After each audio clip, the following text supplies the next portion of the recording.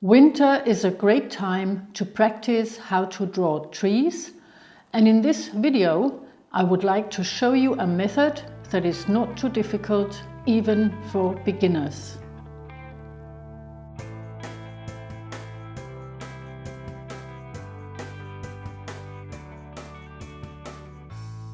Hello, nice to have you back at Art for Everybody. My name is Ivi Steiner-Böhm. I'm an artist from Germany, and I also have two assistants who are called Pedro and Rosa, and they always remind me to explain things so that they are easy to understand. And now let's start scribbling.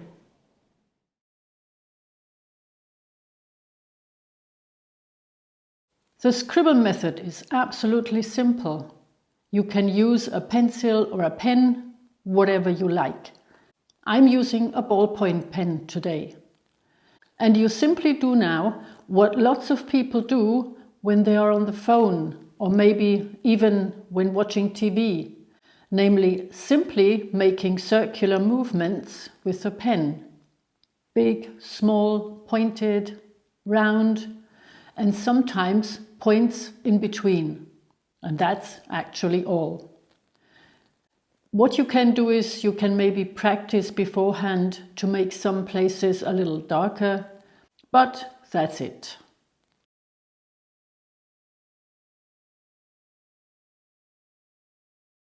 Now let's practice the most important forms of conifers or evergreens together. The first tree I want to show you is a pine tree. Pine trees have a thick main trunk that gets thinner towards the top.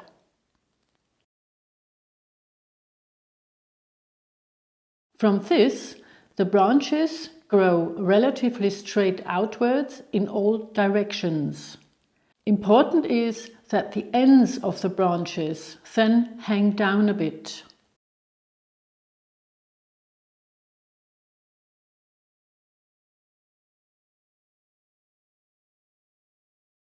But be careful, the branches that grow forward can only be seen shortened.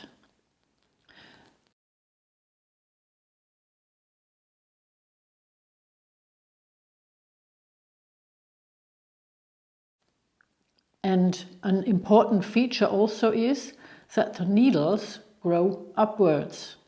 And now, with the scribble method, we're just trying to reflect these main features, and we do not care about the details.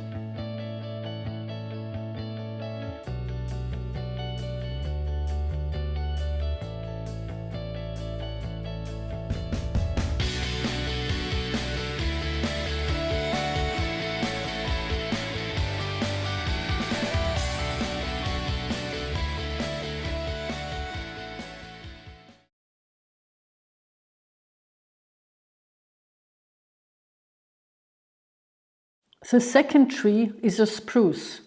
Here we also have a thick main trunk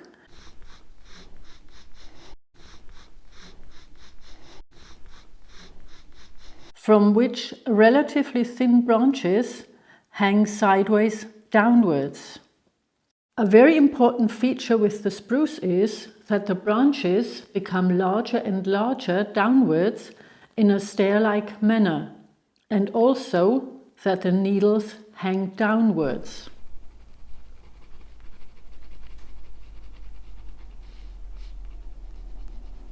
And here too, we see the branches that grow forward only shortened. And now again, let's simply scribble what we see and do not care for the details. Just make sure that some of the needles are shorter and some are a little bit longer.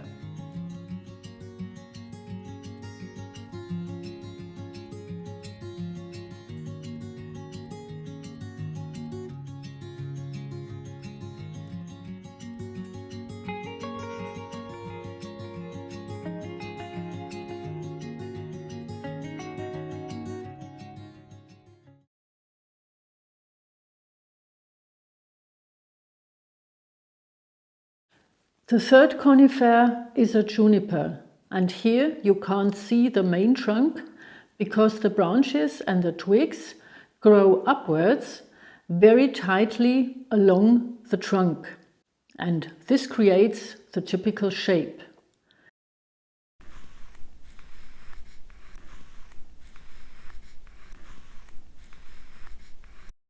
And when we are scribbling now, we actually just make sure that we let the outline on the outside become a little irregular every now and then.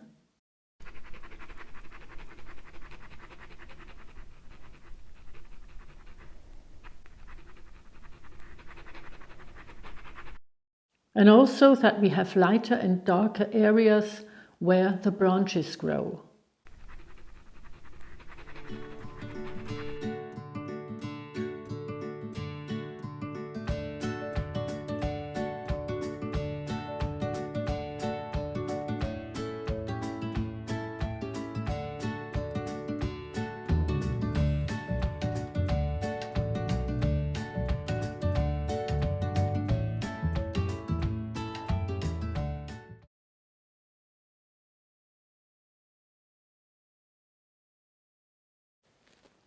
And now let's look at the deciduous trees.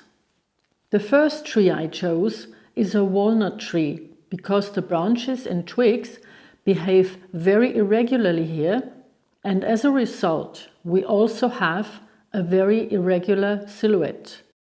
So we first roughly draw the skeleton of the tree and then start scribbling around the branches on the outside.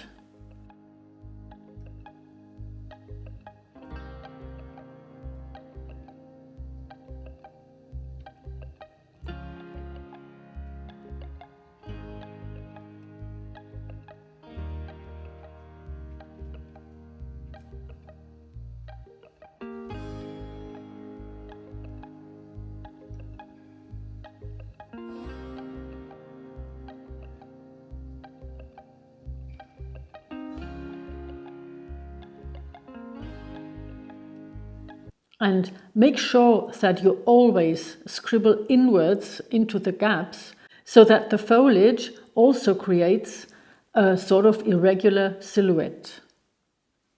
Since most of the small branches that carry the leaves grow on the outside, we reinforce the foliage here and in the middle along the trunk, and we leave the trunk and the thick branches exposed in some places.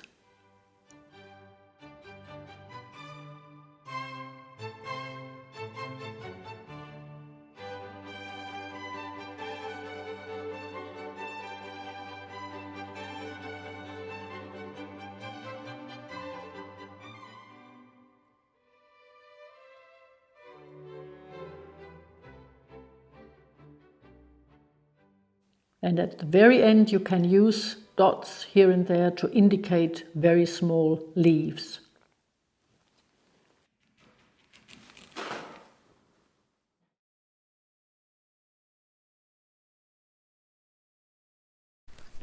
The second tree with a very typical silhouette is a silver birch.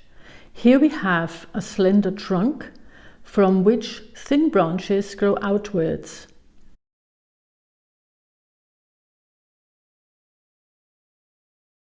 And from these, small twigs then hang downwards. And we have the same situation here as with conifers, in that we only see the branches that grow forward shortened.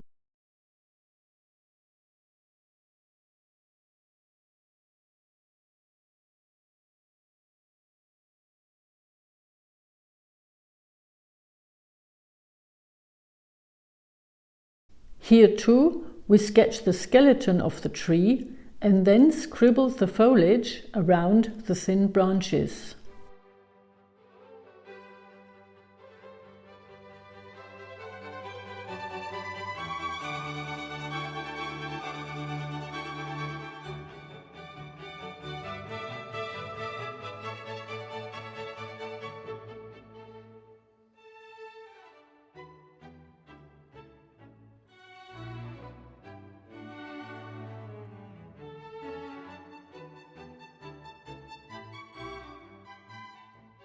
And dots at the end are particularly suitable here to indicate the fragility of the leaves.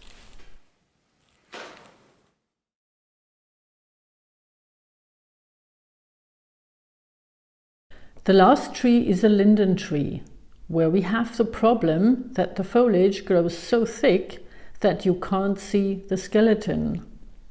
This is the most difficult shape for beginners because you can't see light and dark very well. But here too, we start with the skeleton of the tree, but it's enough if you just point out the thickest branches.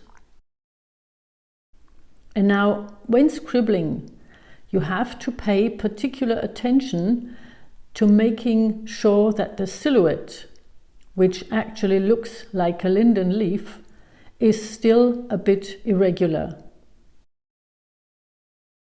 And then you try to scribble the foliage a little more densely where the main branches run, so that there is light and dark.